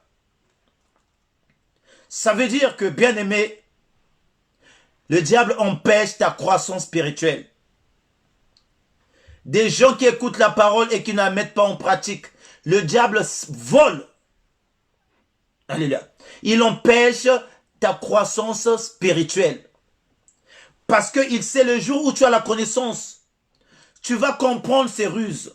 Le jour où tu as la connaissance, tu vas savoir qui il est. Le jour où tu as la connaissance, tu vas le défier. Le jour où tu as la connaissance, tu vas prendre autorité sur lui. Et lui, qu'est-ce qu'il va faire? Il vient, il vole ce qui a été sémé en toi. Alléluia. Voilà pourquoi il faut être constamment dans la prière. Voilà pourquoi il faut être assidu, avoir une vie de prière pour pas qu'il ait accès de venir prendre ce qui a été sémé en toi. Amen. Voilà pourquoi le sommeil spirituel n'est pas bon. Quand tu es dans le sommeil spirituel, bien-aimé, l'ennemi vient et il vole la parole qui est en toi. L'ennemi vient et il vole le Fils qui est en toi. Dans le livre bien-aimé de Roi, nous avons vu 2 femmes qui dormaient, qui avaient accouché. L'autre dormait et l'autre qui avait perdu son enfant avait changé l'enfant, avait changé le fils pendant le sommeil. Il a pris le fils qui était mort, il a donné à la femme. Et la femme ne s'est pas rendue compte parce qu'elle était dans le sommeil. Quand tu es dans le sommeil spirituel, quand ta vie spirituelle, bien-aimée dans le sommeil, dans le Seigneur, est endormie, quand tu mènes ta vie spirituelle, bien-aimé, à don de si, demain je prie, demain je ne prie pas, demain je prie, aujourd'hui je prie, demain je ne prie pas, le lendemain je prie, le lendemain je ne prie pas, demain à l'église, demain à la soirée, demain je danse un domolo, demain je danse alléluia. Bien-aimé, le diable viendra voler ce que le petit dépôt qui est en toi. Tu vas perdre le Fils qui est en toi. Il rôde autour de ceux-là qui ouvrent leurs portes. Il est là, autour de ceux-là qui ouvrent leurs portes. Donc, bien-aimé, il faut avoir une vie constante dans la prière. Une vie bien-aimée dans le Seigneur. Une vie de prière. La vie de prière, c'est une vie. C'est toute une vie. C'est pas une vie d'à peu près. C'est pas une vie de demain ou de tantôt plus tôt. C'est pas une vie de demain après demain. C'est pas une vie, bon, on verra ça. Non, c'est une vie. Et quand tu es dans cette vie, l'ennemi, impossible qu'il te pénètre. Mais quand aujourd'hui, tu as 2 façons de vivre. Quand tu es la même personne qui aime beaucoup de desperados, quand tu es la même personne qui aime bien danser Tata Mobimba, quand tu es la même personne qui aime les fêtes, oh, il y en a, ils aiment les anniversaires, mais d'une manière. Vous savez, le jour que j'ai fêté mon anniversaire, Dieu m'a donné une révélation. J'ai pas fêté l'anniversaire non, j'ai fêté l'anniversaire à l'église. Quand j'ai fêté mes 40 ans, j'ai fait des cartes. Je donnais aux gens. J'ai dit c'est mon anniversaire. Quand ils commençaient à lire, oh, c'est à l'église, oh, donc il n'y aura pas la bière. J'ai dit non. Et bien aimé, les gens que j'ai invités, j'ai eu au moins que 5 ou 6 invités de l'extérieur. Mon bien-aimé Eric était là. Et après les membres de l'église. Nous avons fêté l'anniversaire à l'église. C'était trop bien.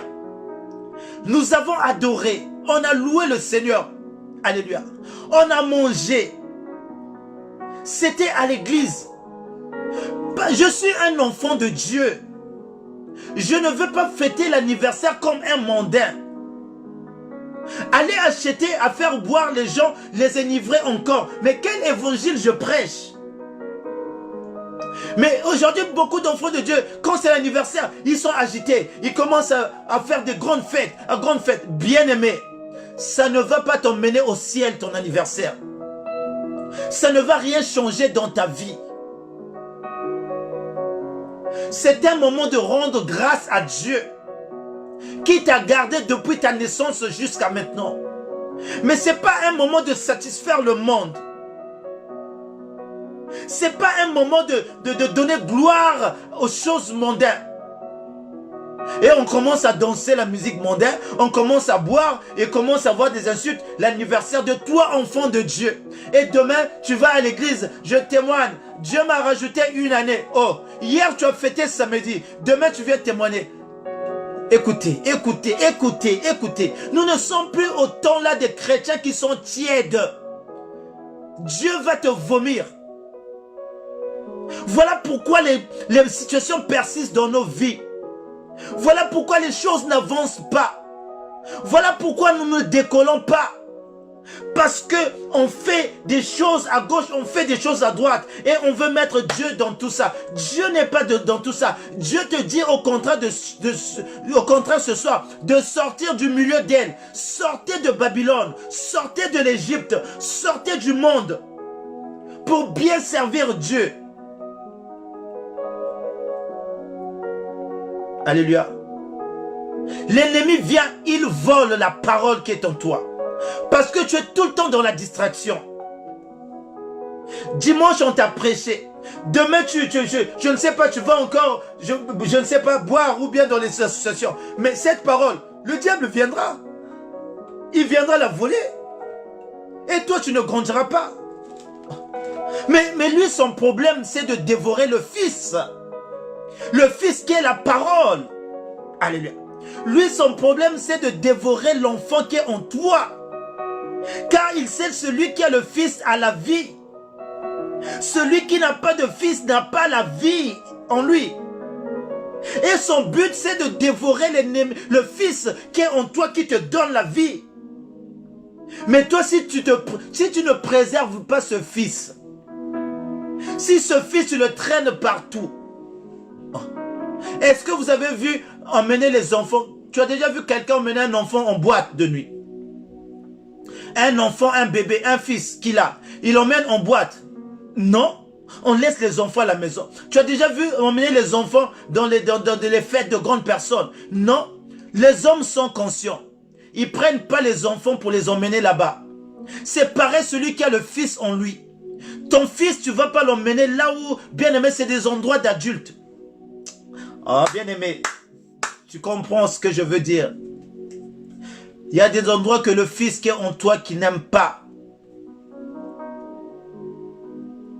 Le Fils qui est en toi n'aime pas certains endroits. Il sera dévoré par l'ennemi. Toi, chrétien, qui prie, qui écoute la parole, qui a reçu Jésus-Christ comme Seigneur et Sauveur, qui a goûté au don du Saint-Esprit, préserve le Fils qui est en toi, celui qui est au-dedans de toi. Ne le trimballe pas de gauche à droite. Il sera dévoré. C'est là que vous entendez un chrétien a été bouffé par les sorciers. Alors que chose impossible. Un sorcier n'a pas la capacité de bouffer un vrai enfant de Dieu qui a Jésus en lui. Aujourd'hui, les chrétiens, oh non, c'est la famille qui est en train de faire ça. C'est parce que ton fils, tu l'emmènes partout. Et tu donnes accès au diable de le toucher. Regardez un peu ce que dit Apocalypse chapitre 12. Bien aimé, nous tendons vers la fin du message. Merci parce que ce soir, nous avons parlé du monde et du diable et de l'ennemi de Satan. Nous tendons vers la fin. Regardez ce que dit l'Apocalypse chapitre 12. Bien aimé, Notez bien ces versets. Ne restez pas là comme des spectateurs. Nous prenons du temps à préparer le message. Nous prenons du temps à préparer, à noter ces versets pour que ça vous serve de référence à la maison de revoir. Alléluia. Et c'est comme ça que vous allez grandir. Il faut écrire. À chaque fois quand Dieu visitait, il disait même à Habakkuk, écris cette vision.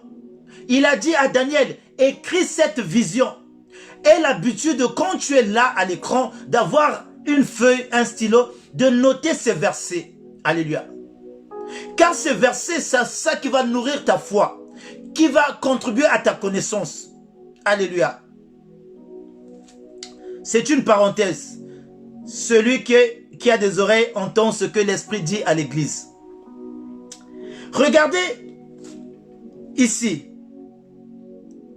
La Bible dit un autre signe, Apocalypse chapitre 12 au verset 3. Un autre signe parut encore dans le ciel. Et voici, c'était un grand dragon rouge, ayant 7 têtes et 10 cornes. Et sur ces têtes, 7 diadèmes. Sa queue entraînait le tiers des étoiles du ciel et les jetait sur la terre. La Bible dit, le dragon se tint devant la femme qui allait enfanter afin de dévorer son enfant lorsqu'elle aura été enfantée. Le dragon se tint devant la femme qui allait enfanter afin de dévorer son enfant lorsqu'elle aurait enfanté. Donc le dragon, au verset 7, on dit ici que le dragon, le serpent ancien, appelé le diable et Satan, celui qui séduit toute la terre. Donc lorsque la Bible parle du dragon, il parle de Satan. Lorsque la Bible parle du serpent, il parle du diable. Ici au verset 9, on dit, le serpent ancien, le grand dragon, le serpent ancien appelé le diable et Satan. Donc Satan est devant la femme qui symbolise l'église. La femme qui symbolise, toi aussi tu es une église vivante. Donc Satan le dragon, le serpent, il est devant toi pour dévorer l'enfant qui est en toi. Parce qu'il sait qu'il y a un fils qui est en toi. Quand la parole est en toi, la parole engendre le fils en toi. Et Satan, le dragon, le serpent, est devant la femme, est devant l'église, est devant ta vie pour dévorer l'enfant qui est en toi. Et que si toi, tu ne veilles pas à l'enfant qui est en toi, il va le dévorer. Parce que la Bible dit qu'il est devant la femme pour dévorer. Parce qu'il sait, oh bien-aimé, que celui qui a Christ menace le royaume de l'ennemi. Alléluia. Alors, les obstacles qui empêchent la croissance des enfants de Dieu. Amen. Mais pour finir, les obstacles peuvent être là.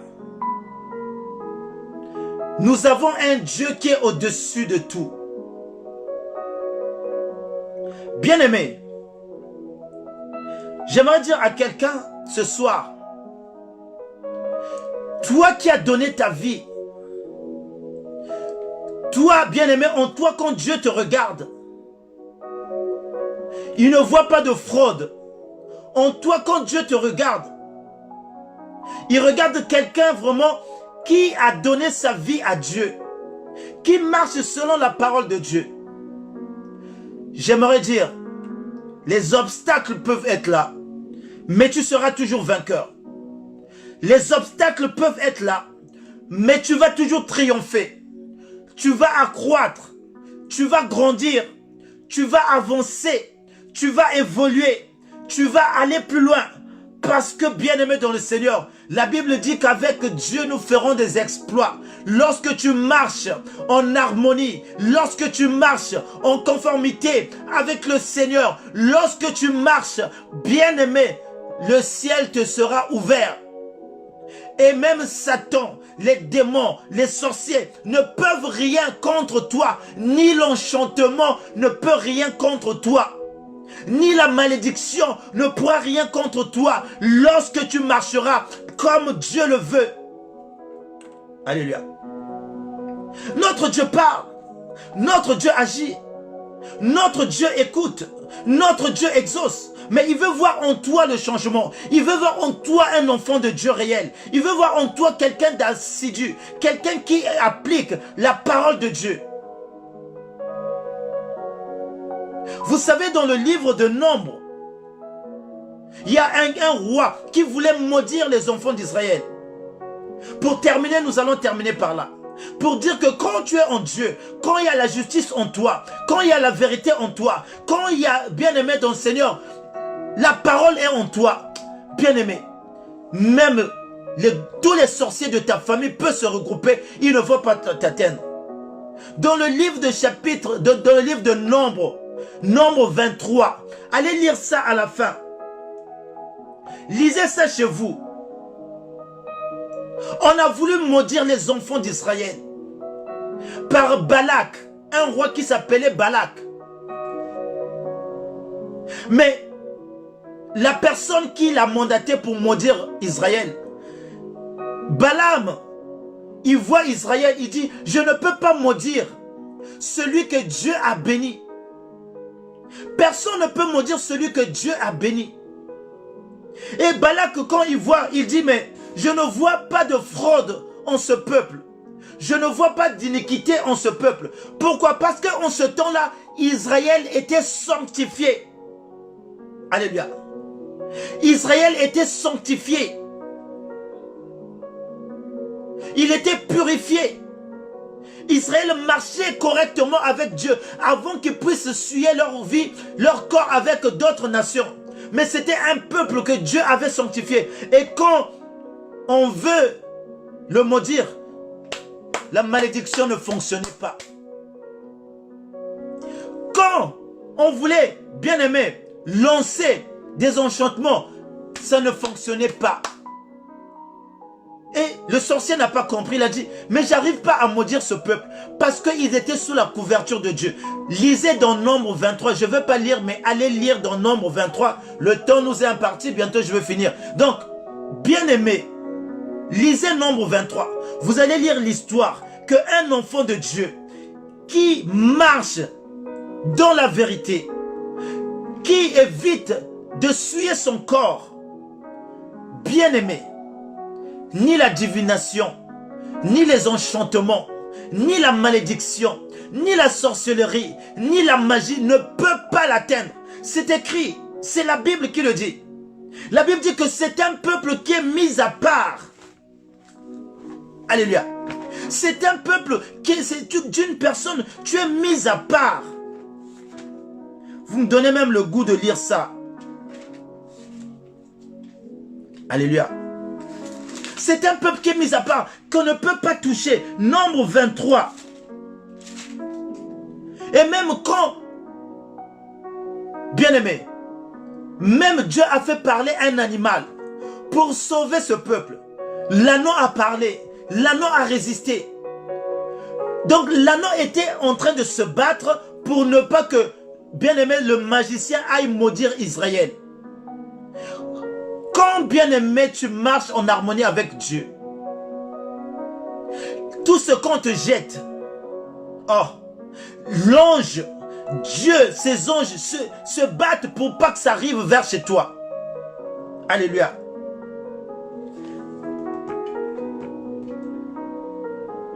Nombre 23, à partir du verset 23. L'enchantement ne peut rien contre Jacob. Quand on parle de l'enchantement, on parle de la sorcellerie. L'enchantement, c'est la sorcellerie, c'est la magie, c'est tout ça. Dans le langage de la Bible, c'est l'enchantement. Il dit l'enchantement ne peut rien contre Jacob. Quand on parle de Jacob, on parle de Israël. Ni la divination contre Israël. Autant marqué, il sera dit à Jacob et à Israël, quelle est l'œuvre de Dieu. C'est un peuple qui s'élève comme une lionne et qui se dresse comme un lion. Il ne se couche point jusqu'à ce qu'il ait dévoré sa proie. Bien-aimé, regardez-moi ça. C'est parce que c'est un peuple de Dieu. Ils marchaient dans la sanctification de Dieu. Alors, bien-aimés dans le Seigneur, nous tendons vers la fin de notre message ce soir. Nous avons vu, bien-aimés, les obstacles. Mais à toi qui as Dieu, il n'y a pas d'obstacle. Alléluia.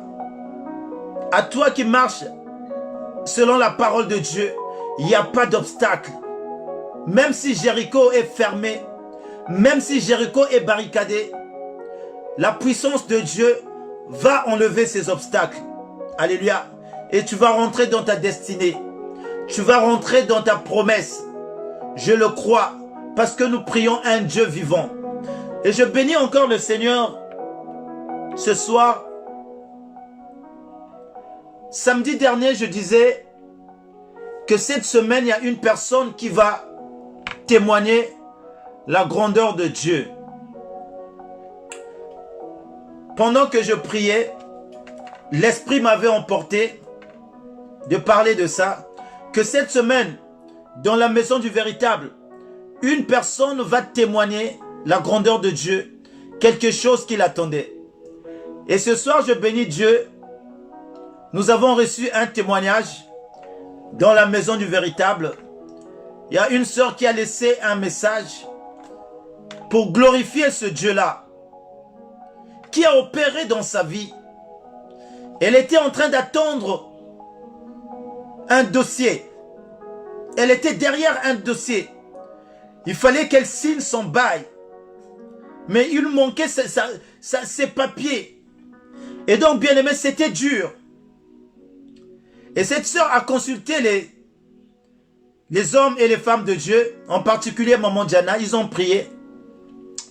Cette sœur a vu la main de Dieu. Elle a témoigné. Nous avons une page des serviteurs de Dieu.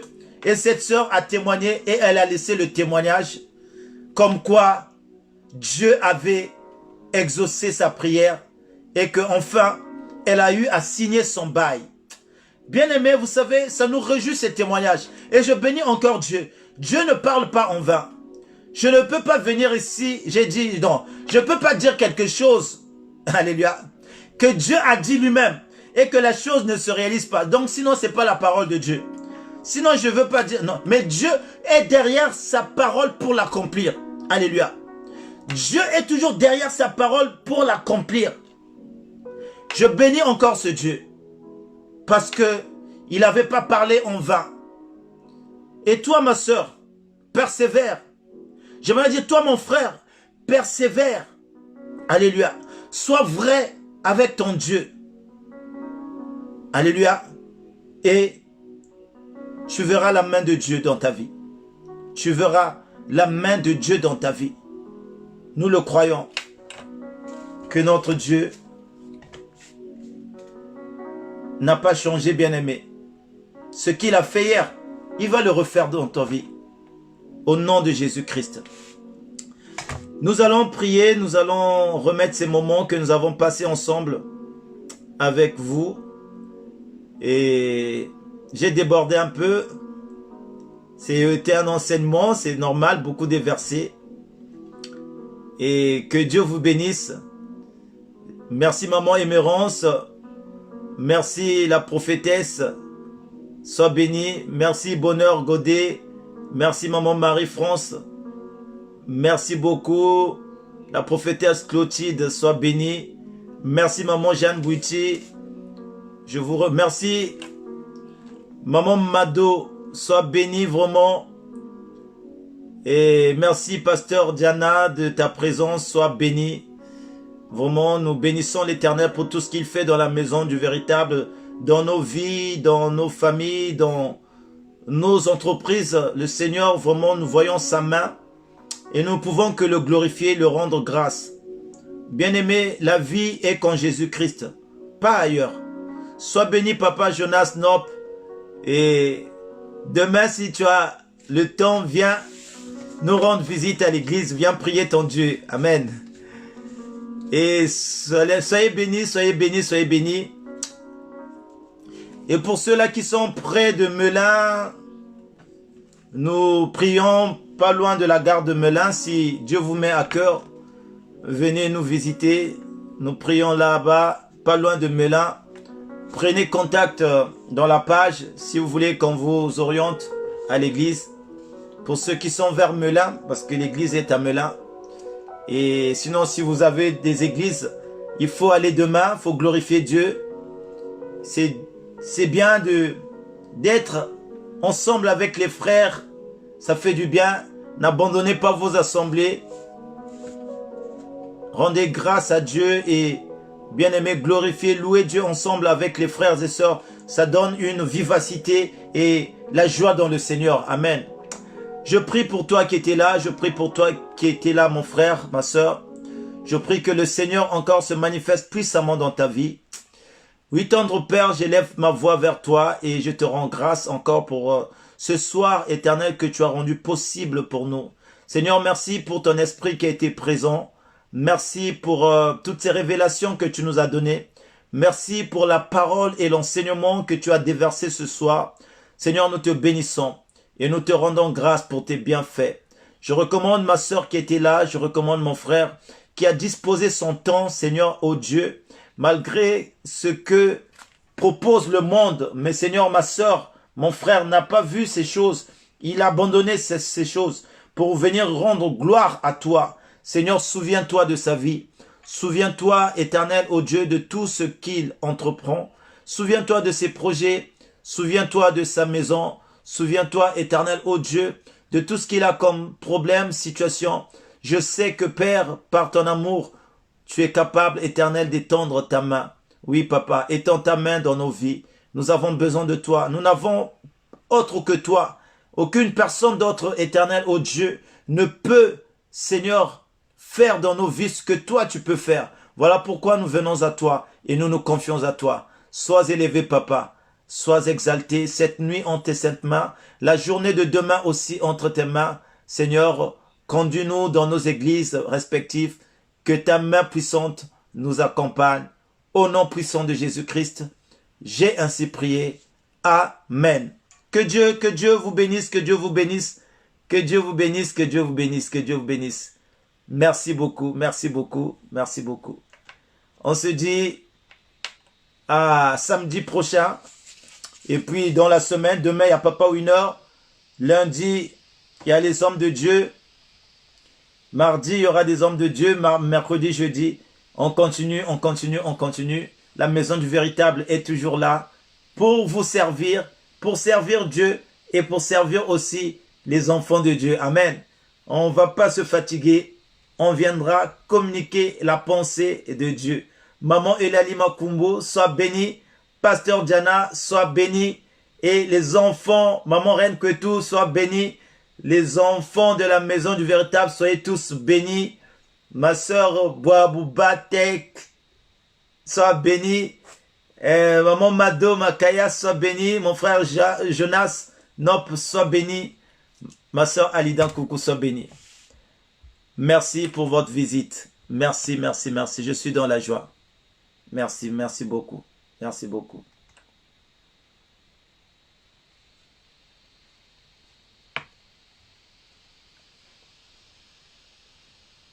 Oh, ma soeur Cassiane Abel, que Dieu te bénisse. Merci pour ta présence. Que Dieu te bénisse. Que Dieu te bénisse.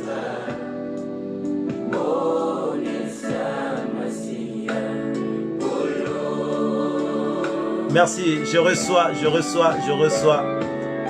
vos bénédictions, je reçois Maman Inès, je reçois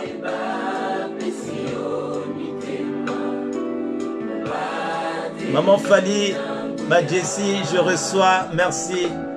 Maman Maria Mayo, je reçois, merci beaucoup. Merci beaucoup. Merci beaucoup.